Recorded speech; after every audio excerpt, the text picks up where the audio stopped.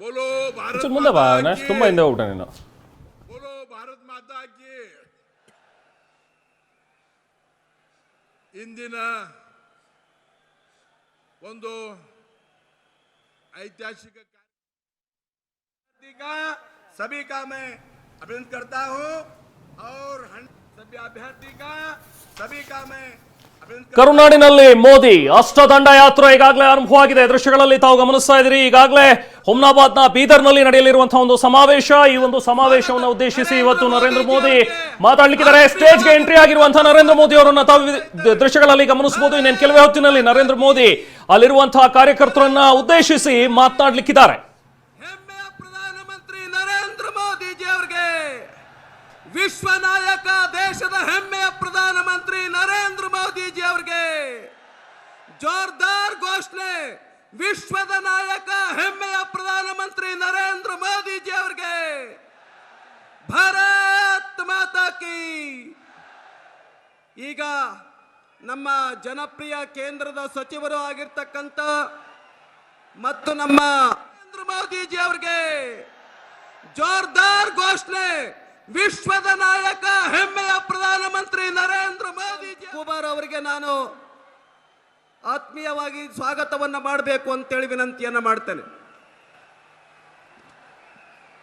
बोलो भारत माता की, बोलो भारत माता की. वंदे वंदे ಭಾರತೀಯ ಜನತಾ ಪಕ್ಷಕ್ಕೆ, ವಿಶ್ವ ನಾಯಕ ಆದರಣೀಯ ನರೇಂದ್ರ ಮೋದಿಜಿ ಅವರಿಗೆ, ನರೇಂದ್ರ ಮೋದಿಜಿ ಅವರಿಗೆ ಕರ್ನಾಟಕದಲ್ಲಿ ಮತ್ತೊಮ್ಮೆ ದಯಮಾಡಿ ಶಾಂತ ರೀತಿಯಿಂದ ಕೂಡಬೇಕು. ಕರ್ನಾಟಕದಲ್ಲಿ ಕಮಲವನ್ನು ಅರಳಿಸಿ ಮತ್ತೊಮ್ಮೆ ಭಾರತೀಯ ಜನತಾ ಪಕ್ಷದ ಸರ್ಕಾರವನ್ನು, ಪೂರ್ಣ ಬಹುಮತದ ಸರ್ಕಾರವನ್ನು ತರಲಿಕ್ಕೆ ಚುನಾವಣೆಯ ಪ್ರಚಾರಕ್ಕಾಗಿ ವಿಶ್ವಗುರು ಬಸವಣ್ಣನವರ ಕರ್ಮಭೂಮಿ, ಸಾಮಾಜಿಕ ಕ್ರಾಂತಿಯನ್ನು ಸಾರಿದಂಥ ಭೂಮಿ,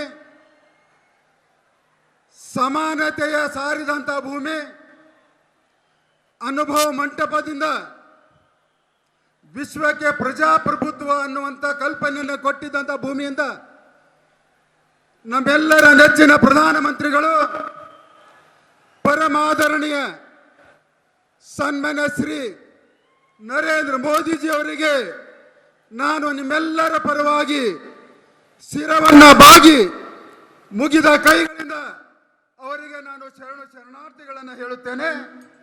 ಹಾಗೂ ಎಲ್ಲರಿಗೂ ನನ್ನ ರಾಮ್ಗಳು. ಇವಾಗ ಜಿಲ್ಲಾ ಅಧ್ಯಕ್ಷರು ಮತ್ತು ತಂಡದ ಜೊತೆಯಲ್ಲಿ ಮಾನ್ಯ ಪ್ರಧಾನಮಂತ್ರಿಗಳ ಸನ್ಮಾನ್ಯ ಶ್ರೀ ನರೇಂದ್ರ ಮೋದಿ ಅವರಿಗೆ ಸ್ವಾಗತ ಮತ್ತು ಸನ್ಮಾನವನ್ನು ಮಾಡಬೇಕಾಗಿ ವಿನಂತಿಸಿಕೊಳ್ಳುತ್ತೇನೆ.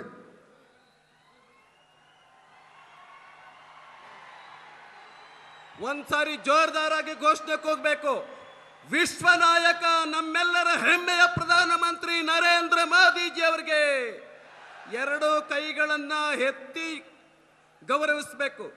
ದೇಶದ ಹೆಮ್ಮೆಯ ಪ್ರಧಾನಮಂತ್ರಿ ನರೇಂದ್ರ ಮೋದಿಜಿ ಅವರಿಗೆ स्वागत है, स्वागत है मोदी जी, स्वागत है, स्वागत है, स्वागत है,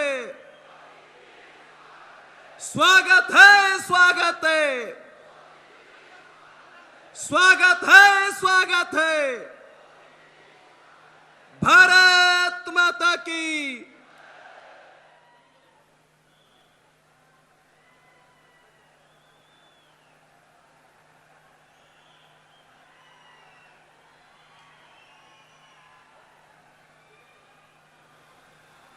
ಎಲ್ಲರಿಗೂ ಕೂಡ ಧನ್ಯವಾದಗಳು. ಹಿಂದ್ಗಡೆ ಯಾರ್ಯಾರು ಕೂತ್ಕೊಂಡಿಲ್ಲ ದಯಮಾಡಿ ಕೂತ್ಕೊಂಡ್ಬಿಡಿ, ಯಾರು ನಿಂತ್ಕೋಬೇಡಿ, ಕೂತ್ಕೊಂಡ್ಬಿಡಿ ಎಲ್ಲ. ಈಗ ಪ್ರಧಾನಮಂತ್ರಿಗಳು ಭಾಷಣ ಮಾಡ್ತಾರೆ, ದಯವಿಟ್ಟು ಕೂತ್ಕೊಂಡ್ಬಿಡಿ ಎಲ್ಲ. ಶಾಂತವಾಗಿರ್ತಕ್ಕಂಥ ವಾತಾವರಣ ಇರಬೇಕು. ಜಬರ್ದಸ್ತ್ ಭಾಷಣ ನರೇಂದ್ರ ಮೋದಿಜಿ ಅವರದಿರುತ್ತೆ.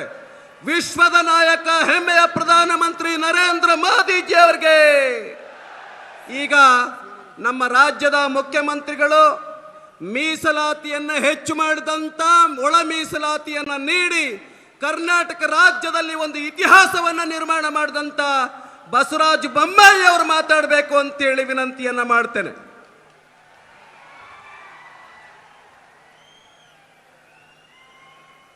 ಬೋಲೋ ಭಾರತ್ ಮಾತಾ ಕಿ. ನಮ್ಮ ನೆಚ್ಚಿನ ಪ್ರಧಾನಮಂತ್ರಿ ಆದಂಥ ನರೇಂದ್ರ ಮೋದಿಜಿ ಅವರಿಗೆ, ನಮ್ಮ ನೆಚ್ಚಿನ ನಾಯಕ BS ಯಡಿಯೂರಪ್ಪನವರಿಗೆ, ಭಾರತೀಯ ಜನತಾ ಪಕ್ಷಕ್ಕೆ. ಬಂಧುಗಳೇ, ಭಾರತೀಯ ಜನತಾ ಪಕ್ಷದ ಚುನಾವಣೆಯ ಪ್ರಚಾರಾರ್ಥವಾಗಿ ಮೊಟ್ಟ ಮೊದಲನೆಯ ಸಭೆ ಬಸವಣ್ಣನ ನಾಡಿನಲ್ಲಿ ಸನ್ಮಾನ್ಯ ನರೇಂದ್ರ ಮೋದಿಜಿಯವರು ಬಂದು ಇವತ್ತು ಈ ಚುನಾವಣೆಯ ರಣಕಳೆಯನ್ನು ಊದಿದ್ದಾರೆ. ಇಲ್ಲಿಂದ ಪ್ರಾರಂಭ ಆಗಿರುವಂಥ ನಮ್ಮ ಪ್ರಚಾರದ ಯಾತ್ರೆ ಮೇ 13ನೇ ತಾರೀಕು ವಿಜಯೋತ್ಸವದಲ್ಲಿ ಅದು ಪರಿವರ್ತನೆ ಆಗ್ತದೆ ಅನ್ನೋದಕ್ಕೆ ಇಷ್ಟು ದೊಡ್ಡ ಸಂಖ್ಯೆಯಲ್ಲಿ ಸೇರಿರು ತಾವೇ ಸಾಕ್ಷಿ ಅನ್ನುವಂಥ ಮಾತನ್ನು ಹೇಳಕ್ಕೆ ಇಚ್ಛೆಪಡ್ತೇನೆ. ಸಮಯ ಬಹಳ ಕಡಿಮೆ ಇದೆ. ನಾನು 2 ನಿಮಿಷದಲ್ಲಿ ನನ್ನ ಮಾತನ್ನು ಮುಗಿಸ್ತೇನೆ. ಬಂಧುಗಳೇ, ವಿಶ್ವ ಮಾನವ, ವಿಶ್ವ ಬಂಧು ಬಸವಣ್ಣವರು ಅವರ ನಾಡಿನಲ್ಲಿ ಆಧುನಿಕ ವಿಶ್ವ ನಾಯಕರು, ವಿಶ್ವ ಮಾನ್ಯತೆ ನಾಯಕರಾದಂಥ ನರೇಂದ್ರ ಮೋದಿಜಿಯವರಿಗೆ ವಿಶೇಷವಾಗಿರುವಂತಹ ಸ್ವಾಗತವನ್ನು ನಾನು ಮಾಡ್ತಾ ಇದ್ದೇನೆ.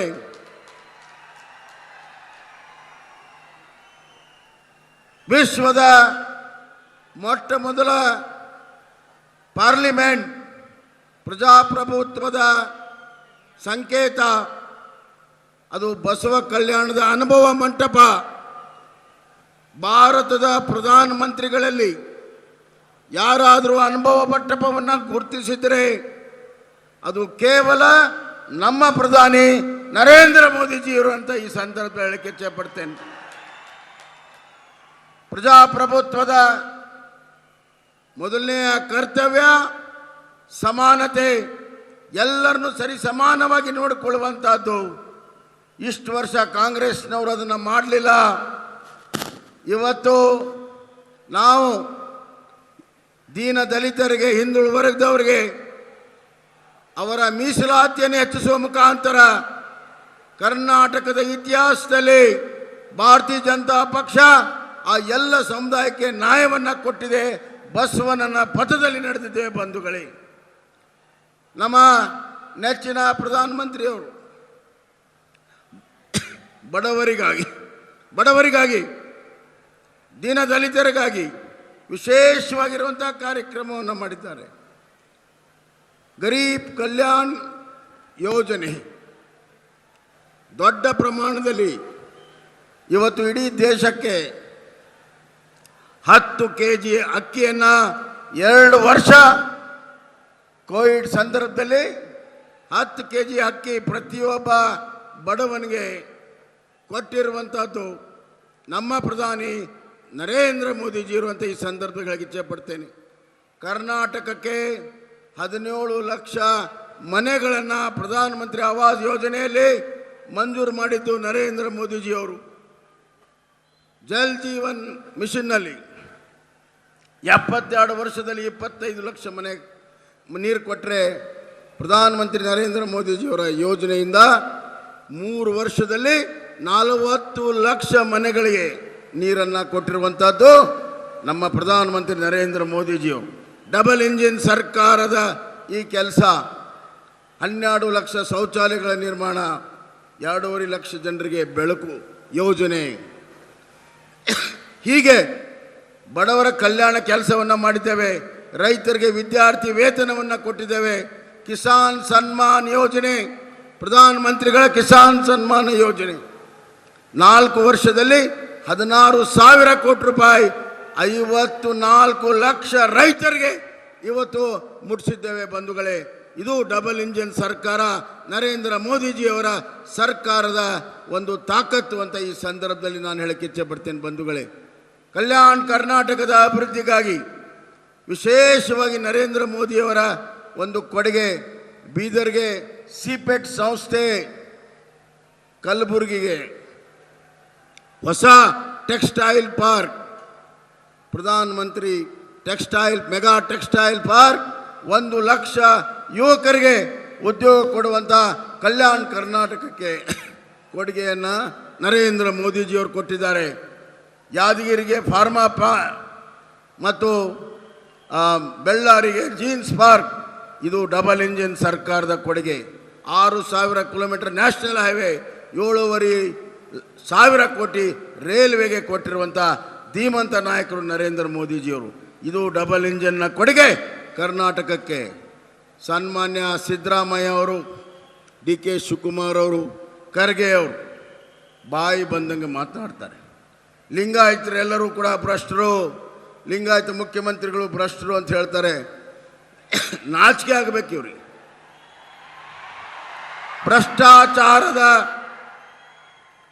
ಇವತ್ತು ಕರ್ನಾಟಕ ಕಂಡ ಅತ್ಯಂತ ಭ್ರಷ್ಟ ಸರ್ಕಾರ ಯಾವುದಾದ್ರೂ ಇದ್ರೆ ಅದು ಸಿದ್ದರಾಮಯ್ಯವರ ಸರ್ಕಾರ ಅಂತ ಹೇಳಕ್ಕೆ ಇಚ್ಛೆ ಪಡ್ತೇನೆ. ನೀರಾವರಿಯಲ್ಲಿ ಭ್ರಷ್ಟಾಚಾರ, ಬಿಡಿಯಲ್ಲಿ ಭ್ರಷ್ಟಾಚಾರ, SC ST ಮಕ್ಕಳಿಗೆ ದಿಂಬು ಹಾಸಿಗೆನೂ ಕೂಡ ಬಿಡಲಿಲ್ಲ, ಅದರಲ್ಲೂ ಕೂಡ ಭ್ರಷ್ಟಾಚಾರ. ಭ್ರಷ್ಟಾಚಾರ ಮತ್ತು ಕಾಂಗ್ರೆಸ್ ಅಭಾವಜ ಅಂಗ ಅಂತ ಈ ಸಂದರ್ಭದಲ್ಲಿ ನಾನು ಹೇಳಕ್ಕೆ ಇಚ್ಛೆ ಪಡ್ತೇನೆ. ಬಂಧುಗಳೇ, ನಾನು ಹೆಚ್ಚಿಗೆ ಮಾತನಾಡಿದೆ. ಖರ್ಗೆ ಸಾಹೇಬರು ಒಂದು ಮಾತನ್ನು ಹೇಳಿದರು ಪ್ರಧಾನಮಂತ್ರಿಗಳಿಗೆ, ಅತ್ಯಂತ ಕೆಟ್ಟ ಮಾತನ್ನು ನನ್ನ ಬಾಯಲ್ಲಿ ಬರ್ತಾ ಇಲ್ಲ. ಇದು 50 ವರ್ಷ ರಾಜಕಾರಣದಲ್ಲಿದ್ದು ಸಾರ್ವಜನಿಕ ಜೀವನದಲ್ಲಿದ್ದಂಥ ನಾಯಕರು ಎಷ್ಟು ತಿಳಮಟ್ಟಕ್ಕೆ ಹೋಗಿದ್ದಾರೆ. ನರೇಂದ್ರ ಮೋದಿಯವರ ಸಮಾನ ಕಾಂಗ್ರೆಸ್ನಲ್ಲಿ ಯಾರೂ ಕೂಡ ಇಲ್ಲ. ನರೇಂದ್ರ ಮೋದಿ ಮಾಡಿರುವಂಥ ಕೆಲಸ ಅದಕ್ಕೆ ಕಾಂಗ್ರೆಸ್ನವರು ತೃಣಮಟ್ಟಕ್ಕೂ ಕೂಡ ಮಾಡಿಲ್ಲ. ನರೇಂದ್ರ ಮೋದಿ ಅಂದರೆ ಭಯ, ನರೇಂದ್ರ ಮೋದಿ ಅಂದರೆ ಕಾಂಗ್ರೆಸ್ಗೆ ಸೋಲು. ಇದು ಕಟ್ಟಿಟ್ಟ ಬುತ್ತಿ. ಗುಜರಾತ್ನಲ್ಲಾಗಿದೆ, ಈಗ ಕರ್ನಾಟಕದಲ್ಲಿ ಖಂಡಿತವಾಗೂ ಕಾಂಗ್ರೆಸ್ ಸೋಲ್ತದೆ.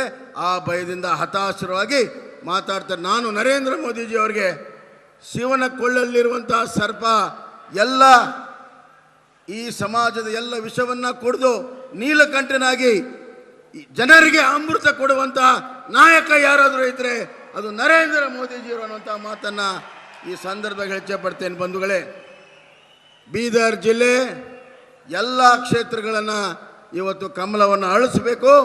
ಮತ್ತೊಮ್ಮೆ ಕರ್ನಾಟಕದಲ್ಲಿ BJP ಸರ್ಕಾರ ಸ್ಥಾಪನೆ ಮಾಡಬೇಕು ಅಂತ ಈ ಸಂದರ್ಭದಾಗ ಹೇಳಿ ತಮ್ಮೆಲ್ಲರಿಗೂ ಮತ್ತೊಮ್ಮೆ ವಂದಿಸಿ ನನ್ನ ಮಾತಿಗೆ ವಿರಾಮ ಹೇಳ್ತೇನೆ. ಬೋಲೋ ಭಾರತ್ ಮಾತಾ ಕಿ, ಬೋಲೋ ಭಾರತ್ ಮಾತಾ ಕಿ. ಭಾರತ್ ಮಾತಾ ಕಿ. ಹೆಮ್ಮೆಯ ಪ್ರಧಾನಮಂತ್ರಿ, ವಿಶ್ವದ ನಾಯಕ ನರೇಂದ್ರ ಮೋದಿಜಿ ಅವರಿಗೆ ನಾವೆಲ್ಲರೂ ಕೂಡ ಕಾತುರರಾಗಿದ್ದೇವೆ. ನರೇಂದ್ರ ಮೋದಿಜಿ ಅವರ ಭಾಷಣವನ್ನು ಕೇಳಬೇಕು ಅಂತೇಳಿ मैं रिक्वेस्ट करता हूँ, विनंती करता हूँ, प्रधानमंत्री जी भाषण के लिए।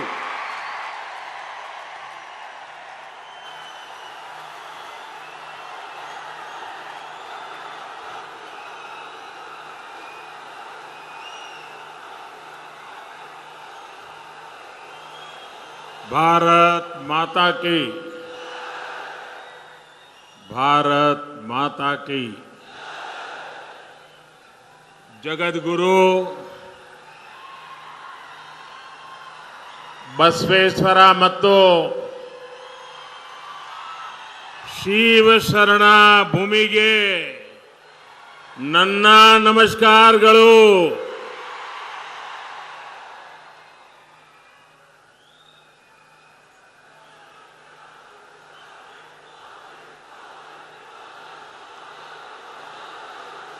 मंच पर विराजमान कर्नाटका के लोकप्रिय मुख्यमंत्री श्रीमान बोम्माई जी, हमारे सांसदगण, भारतीय जनता पार्टी के सभी वरिष्ठ नेतागण, इस चुनाव में आप सबने जिनको विधायक बनाने का निर्णय कर लिया है, ऐसे सभी मेरे उम्मीदवार और विशाल संख्या में पधारे हुए मेरे प्यारे भाइयों बहनों, साथियों, ये मेरा सौभाग्य है कि इस विधानसभा चुनाव में मेरी इस यात्रा की शुरुआत बीदर से हो रही है। भगवान बसवेश्वरा के आशीर्वाद और आप सभी के स्नेह ने मुझे हमेशा आपके लिए काम करने की ताकत दी है। कर्नाटकदा किरीटा, बीदर का आशीर्वाद मुझे तब भी मिला था जब मैं प्रधानमंत्री पद का उम्मीदवार बना था। मैं बीदर कलबुर्गी रेलवे लाइन के लोकार्पण के लिए भी आपके बीच आया था। समय के साथ बीदर के लोगों का अपनापन लगातार बढ़ता ही जा रहा है। आज इतनी बड़ी संख्या में यहां आकर आपने पूरे देश को संदेश दे दिया है, ई बारिया निर्धारा बहुमतदा बीजेपी सरकार। कर्नाटका का ये चुनाव केवल 5 वर्ष के लिए सरकार बनाने मात्र का चुनाव नहीं है। ये कर्नाटका को देश में नंबर 1 राज्य बनाने का चुनाव है। ये विकसित भारत के लिए कर्नाटका की बड़ी भूमिका तय करने वाला चुनाव है। और भारत विकसित तभी होगा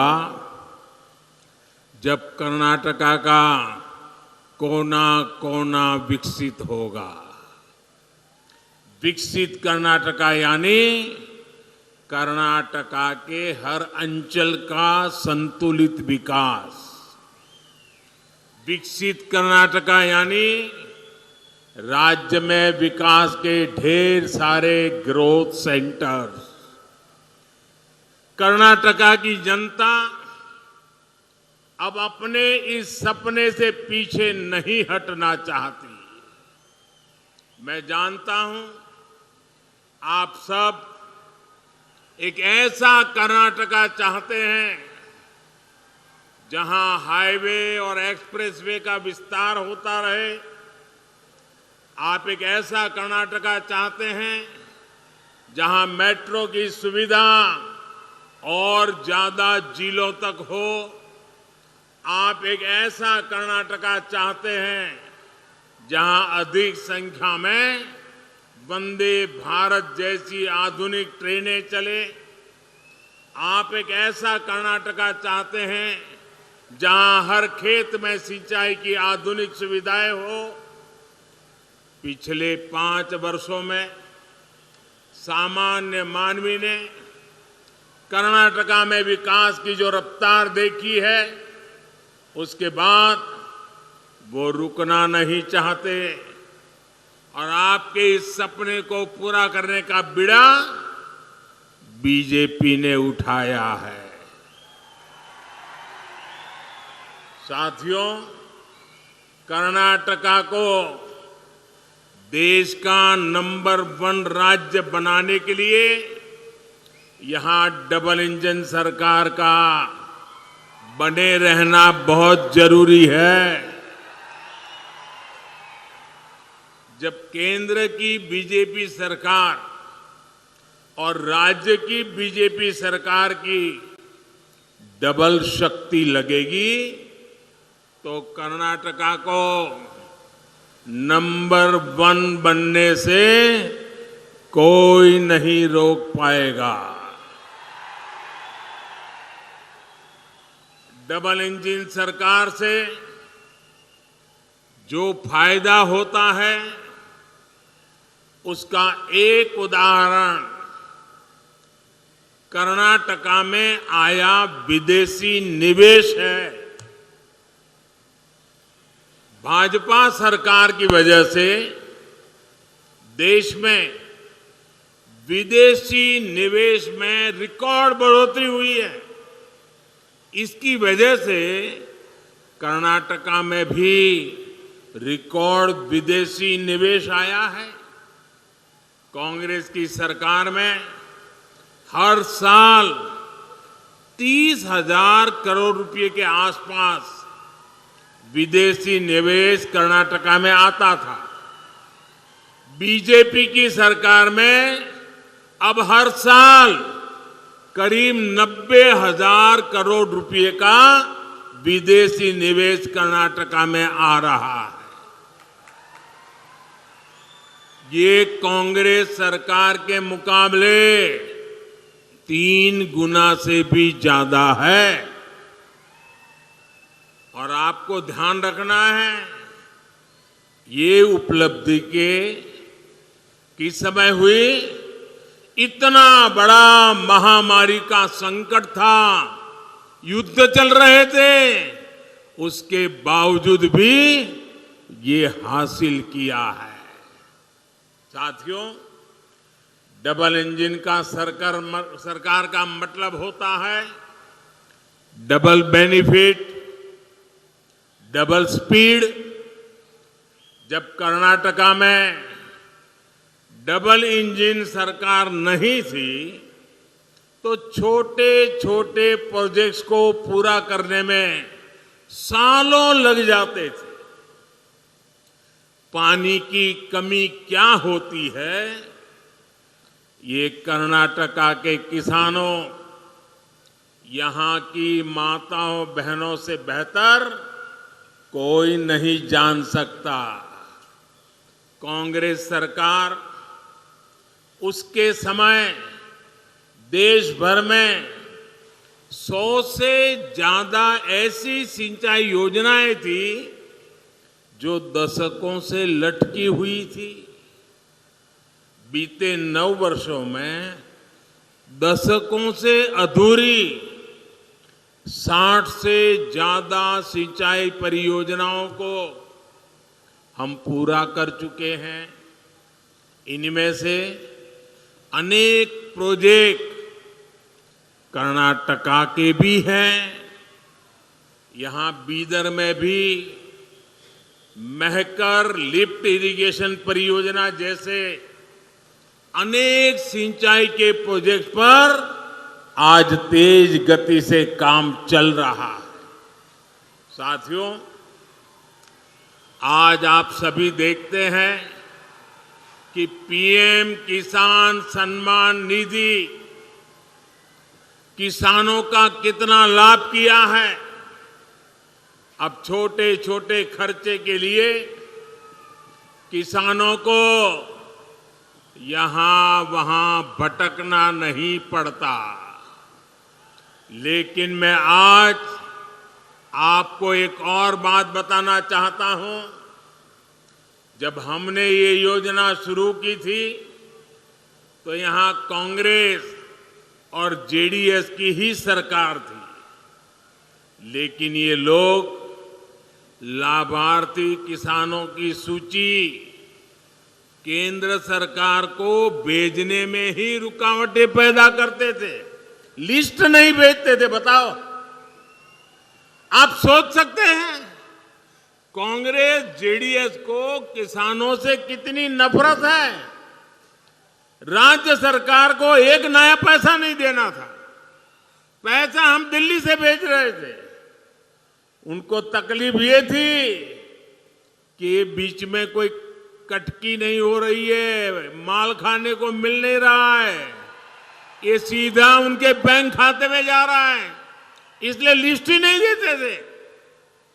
साथियों, जब कर्नाटका में भाजपा की सरकार यहां आई तो उसने यहां के लाखों किसानों के नाम केंद्र की हमारी सरकार को भेजे, आज उसी वजह से यहां के लाखों किसानों को पीएम किसान सम्मान निधि के पैसे मिल रहे हैं।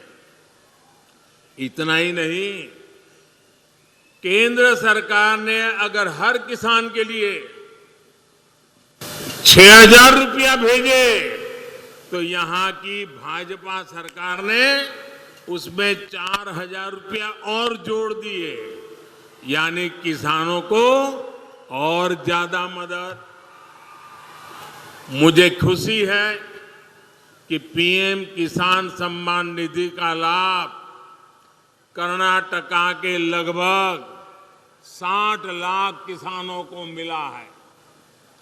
उन्हें केंद्र और राज्य सरकार से मिलाकर 18,000 करोड़ रुपए मिले हैं, जिसमें से लगभग 400 करोड़ रुपए तो यहां बीदर के किसानों को दिए गए हैं। आप जरा याद कीजिए कि कैसे कांग्रेस की सरकार भोले भाले किसानों को हर चुनाव के पहले कर्ज माफी के नाम पर धोखा देती थी। चुनाव से ठीक पहले वो किसानों के कर्ज माफी का ड्रामा करने लग जाते थे और कर्ज माफी धरती पर कभी उतरती नहीं थी। ये इन्होंने छत्तीसगढ़ में वादा किया, राजस्थान में वादा किया, अभी तक किसानों के खाते में कुछ गया नहीं है। और जो जाता था वो भी उनकी पार्टी से जुड़े हुए कुछ ही किसानों को जाता था। ऐसे किसान जिनका बैंक में खाता हो, जिन्होंने बैंक से लोन लिया हो, उन्हीं के नसीब में ये कुछ दाना पानी डाल देते थे। जबकि सच्चाई ये थी कि जिन करोड़ों छोटे किसानों को सबसे ज्यादा मदद की जरूरत थी, उनको तो न कभी बैंक में खाता था, न बैंक ने कभी वो 1 रुपये का उनको लोन दिया था। वो तो बेचारे बाहर से, बाजार में से, साहूकार के पास से महंगे ब्याज से कर्ज उठाते थे और कर्ज माफी का फायदा उनको तो कभी नसीब ही नहीं होता था। कांग्रेस का असली यही चेहरा है। साथियों, इस क्षेत्र में गन्ना भी बहुत होता है। कांग्रेस ने गन्ना किसानों को भी अपने हाल पर छोड़ दिया था। हम गन्ना किसानों की समस्याओं को भी प्राथमिकता पर दूर कर रहे हैं। गन्ना किसानों की मदद के लिए ही हमने पेट्रोल में इथेनॉल की ब्लेंडिंग बढ़ाने का फैसला किया। आज देश पेट्रोल में 20% इथेनॉल ब्लेंडिंग की तरफ तेजी से आगे बढ़ रहा है। कांग्रेस सरकार के समय देश में सिर्फ 40 करोड़ लीटर इथेनॉल का उत्पादन होता था। अब हमारी सरकार में इथेनॉल का उत्पादन बढ़कर 400 करोड़ लीटर से भी ज्यादा का हो गया है। इथेनॉल का उत्पादन बढ़ने से, पेट्रोल में उसकी ब्लेंडिंग बढ़ने से सबसे ज्यादा लाभ गन्ना किसानों को भी हुआ है। इस बजट में हमारी सरकार ने गन्ना किसानों के हित में एक और बड़ा फैसला लिया है। हमने गन्ना कोऑपरेटिव्स को, यूपीए सरकार ने जो चूना लगाया था 10,000 करोड़ का चूना, हमने इस बजट के अंदर उस 10,000 का जो उन पर चूना लगाया था वो भी माफ कर दिया। हमने उसकी राहत भी दे दी। इसका भी लाभ देश के गन्ना किसानों को मिलेगा। हमारी सरकार ने मिलेट्स, श्री अन्न को अंतर्राष्ट्रीय बाजार तक पहुंचाने का भी अभियान चलाया है। हमारे यहाँ तो ज्वार की रोटी आप लोगों को बहुत पसंद है, घर घर में खाई जाती है। ये ज्वार और उसकी रोटी जब दुनिया के कोने कोने में पहुंचेगी तो उसका भी लाभ यहाँ के किसानों को होगा। साथियों, गरीब की तकलीफ कांग्रेस को कभी समझ नहीं आई। उन्होंने गरीबी देखी नहीं है। और कांग्रेस वो दल है जो विकास में भी राजनीति करती है, रोड़े अटकाती है, नकारात्मकता में भरी पड़ी है। इसका एक उदाहरण गरीबों को पक्के घर देने की योजना भी है। ये योजना तो 2019 से भी पहले से चल रही थी, लेकिन जब तक कर्नाटका में कांग्रेस की सरकार रही उसने गरीबों के घर बनाने की स्पीड धीमी कर दी। गरीबों के साथ कांग्रेस इस अत्याचार को बीजेपी सरकार ने ही रोका। डबल इंजन की सरकार बनने के बाद हमने यहां घर बनाने की स्पीड को और तेज किया। देखते ही देखते 9 लाख के आसपास पक्के घर मिलना गरीबों को तय हुआ।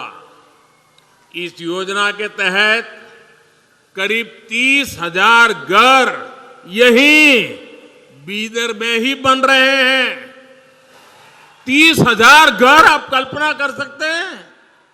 और इनमें से हर घर कई कई लाख रुपए का, और वो भी हम घर महिलाओं के नाम पर करते हैं। यानी भाजपा की डबल इंजन सरकार ने यहां बीदर में ही 30,000 बहनों को, जिनके घर की कीमत लाखों में है, 30,000 बहनों को लखपति दीदी बना दिया है। साथियों, हमारे देश में गांवों के घरों में नल से पानी ना आने की वजह से भी माताओं, बहनों, बेटियों ने दशकों तक बहुत कष्ट उठाया है।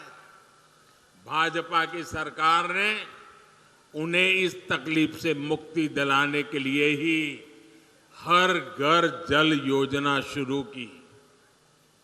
आज देश भर में 9 करोड़ नए परिवारों को पाइप कनेक्शन से जोड़ा जा चुका है। यहां कर्नाटका के भी 40 लाख से ज्यादा परिवारों को अब नल से जल मिलने लगा है। साथियों, शौचालय के अभाव में, गैस कनेक्शन के अभाव में, अच्छे इलाज के अभाव में सबसे अधिक परेशानी हमारी माताएं बहनों को ही होती है। गरीब परिवारों की बहनों की सूद कांग्रेस ने इतने दशकों तक कभी नहीं ली, लेकिन आपका ये बेटा दिल्ली में बैठा है। करोड़ों माताओं बहनों के बैंक अकाउंट बीजेपी ने खुलवाए। उसमें सरकारी मदद डायरेक्ट पहुंचे, ये व्यवस्था बीजेपी ने की। बहनों को बिना गारंटी मुद्रा लोन मिले, ये व्यवस्था बीजेपी सरकार ने की। गरीब मां को अपने परिवार के लिए राशन की चिंता न करनी पड़े, इसके लिए मुफ्त राशन का प्रबंध बीजेपी सरकार ने किया। दूसरे शहरों में भी फ्री रेशन मिल सके, इसके लिए one nation one ration card भी बीजेपी सरकार ने दिया। हमारे बंजारा साथी, उनकी भी सूद कांग्रेस ने कभी नहीं ली।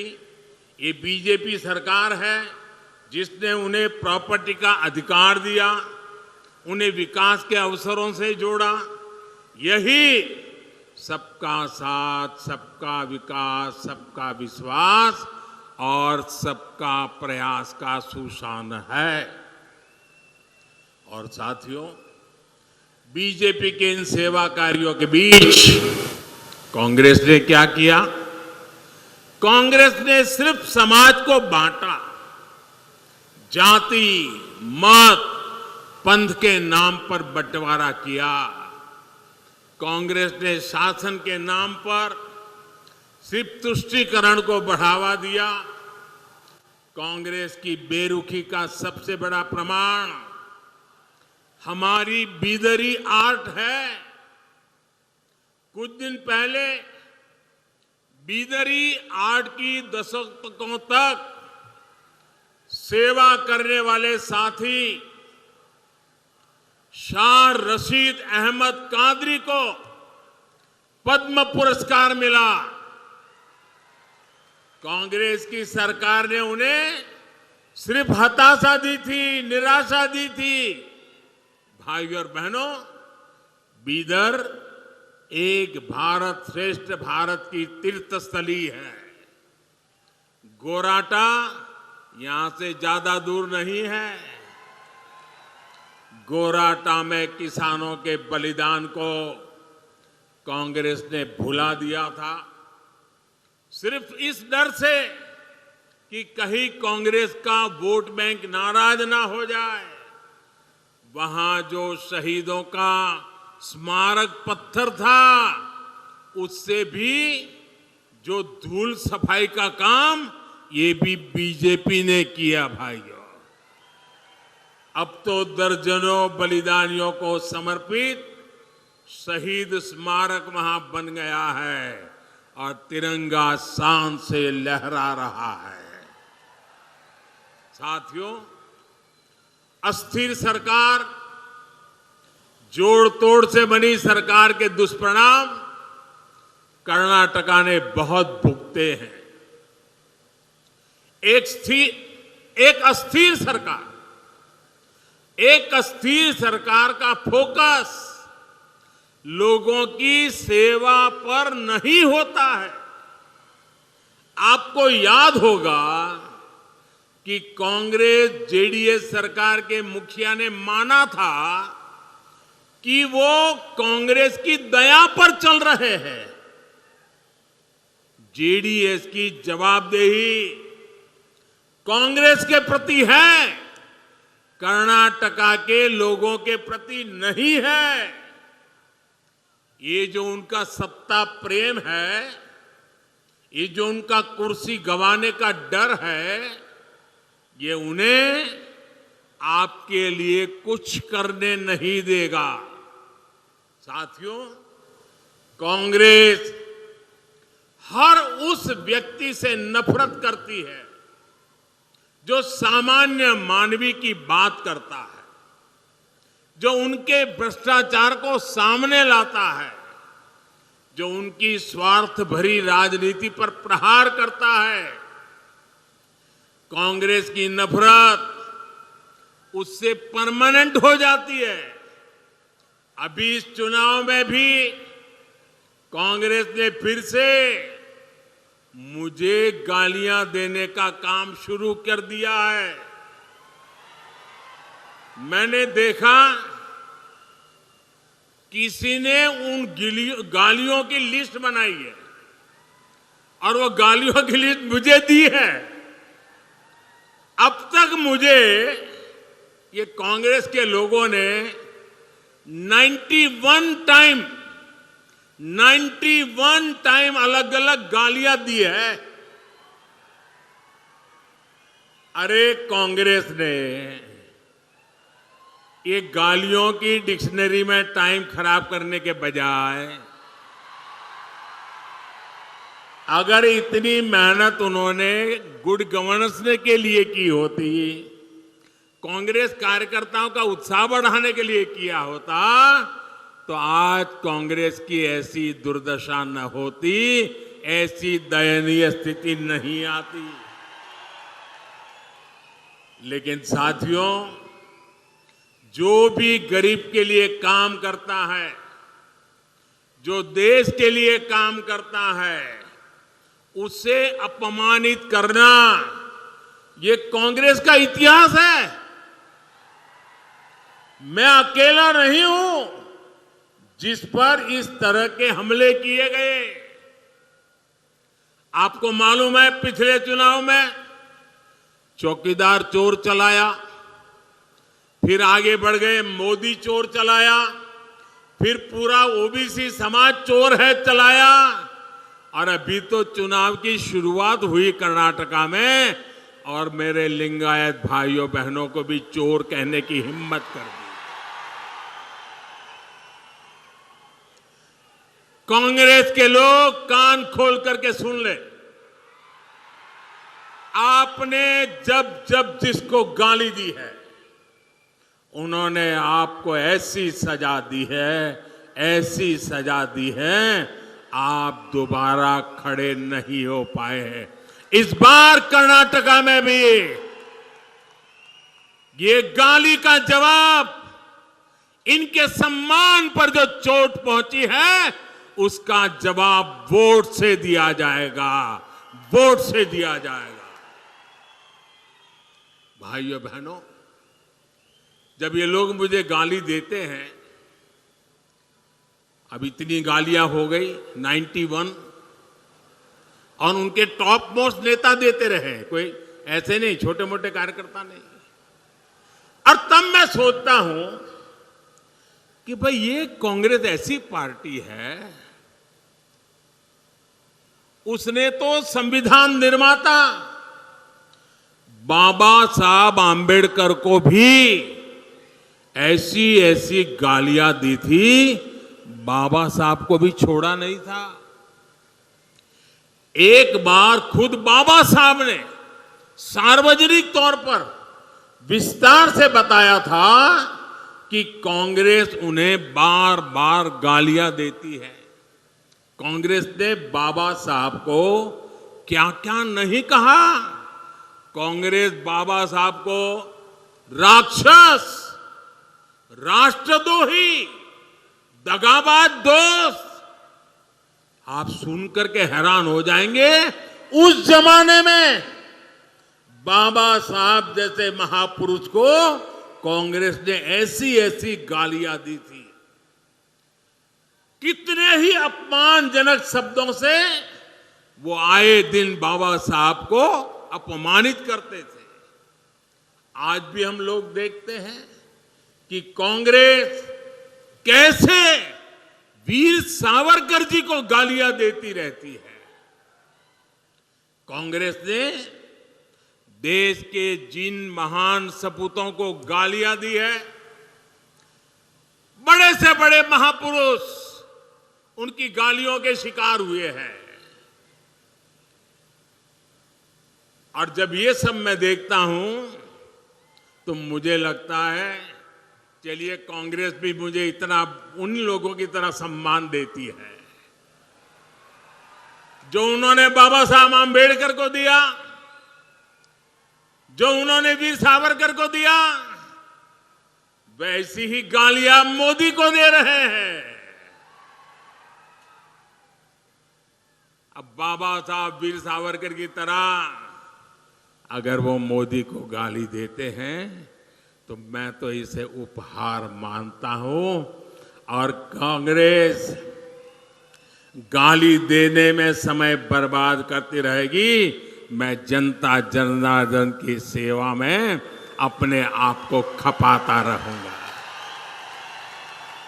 दिन रात काम करूंगा, ज्यादा काम करूंगा। आपके आशीर्वाद से सारी गालियां मिट्टी में मिल जाएगी दोस्तों, सारी गालियां मिट्टी में मिल जाएगी। और कांग्रेस वाले लिख करके रखें, आप जितना ज्यादा कीचड़ उछालोगे, कमल उतना ही ज्यादा खिलने वाला है।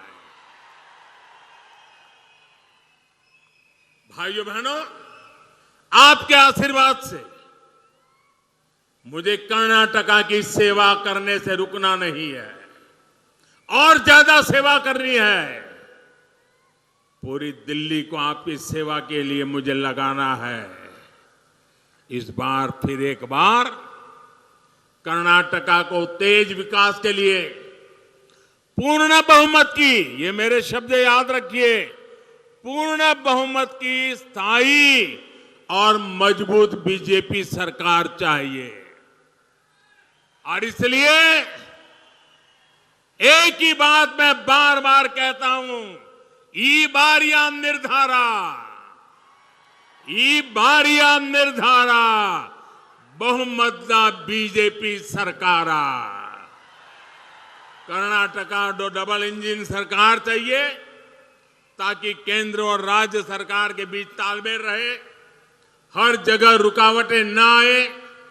कर्नाटका को डबल इंजन सरकार चाहिए ताकि इंफ्रास्ट्रक्चर के प्रोजेक्ट में तेजी से पूरे हो। कर्नाटका को डबल इंजन सरकार चाहिए ताकि विदेशी निवेशकों का भरोसा मजबूत हो।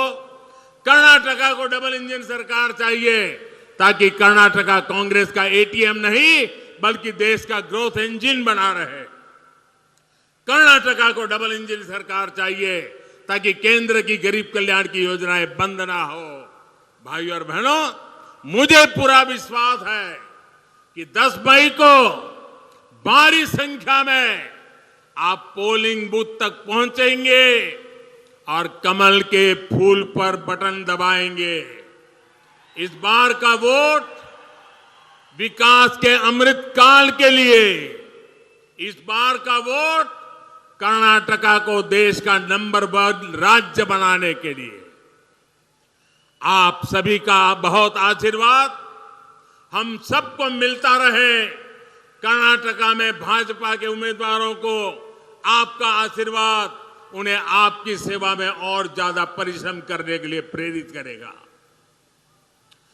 भाइयों बहनों, इतनी शानदार सभा कर दी, अब ऐसा तो नहीं होगा ना बस अब तो काम हो गया है, चलो जाओ सो जाओ, अब तो जीत जाएंगे, ऐसा नहीं करोगे ना? जरा जवाब दीजिए, नहीं करोगे ना? बूथ में जाओगे, हर घर जाओगे, मतदाताओं को मतदान के लिए निकालोगे, भाजपा की बात बताओगे, पक्का करोगे? अच्छा, मेरा एक काम करोगे आप लोग? करोगे बताइए, पक्का करोगे? ईमानदारी से करोगे? घर घर जाकर के करोगे? तो एक काम करिए, 10 मई के पहले सभी मतदाताओं के घर जाइए और जाकर के उनको कहिएगा कि आपके सेवक मोदी जी हमारे बीदर जिले में आए थे और आपके सेवक मोदी जी ने आपको नमस्कार कहा है। ये मेरे नमस्कार उनको पहुंचाओगे? हर माता बहनों को पहुंचाओगे? मेरे नमस्कार अगर पहुंचाओगे ना तो मुझे उनके आशीर्वाद मिल जाएंगे और उनके आशीर्वाद से मेरी ऊर्जा इतनी बढ़ जाती है कि मैं दिन रात और ज्यादा काम कर सकता हूं। और इसलिए मेरे लिए आपको ये काम करना है, हर घर जाकर के कहना है कि आपका सेवक मोदी आया था, मोदी ने आपको नमस्कार कहा है। बहुत बहुत धन्यवाद।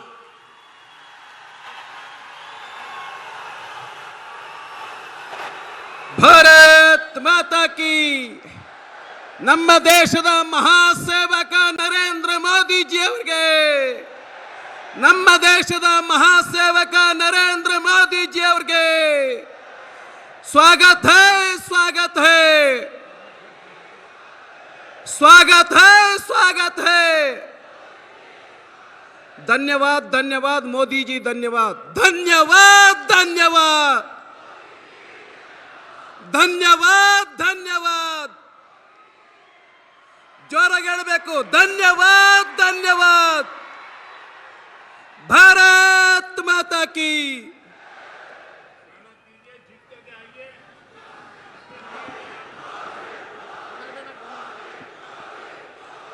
ವಿರಾಟ್ ಸಮಾವೇಶಕ್ಕೆ ಆಗಮಿಸಿ ನಮ್ಮೆಲ್ಲ ಅಭ್ಯರ್ಥಿಗಳಿಗೆ ಮಾರ್ಗದರ್ಶನ ಮಾಡಿದಂಥ ದೇಶದ ಹೆಮ್ಮೆ ಪ್ರಧಾನಿಯಾದಂಥ ಶ್ರೀಯುತ ನರೇಂದ್ರ ಮೋದಿಜಿಯವರಿಗೆ ಭಾರತೀಯ ಜನತಾ ಪಕ್ಷ ಬೀದರ್ ಜಿಲ್ಲೆ ವತಿಯಿಂದ ಹೃದಯಪೂರ್ವಕ ಧನ್ಯವಾದಗಳನ್ನು ಅರ್ಪಿಸ್ತೀನಿ. ಅದೇ ರೀತಿ ನಮ್ಮೆಲ್ಲರ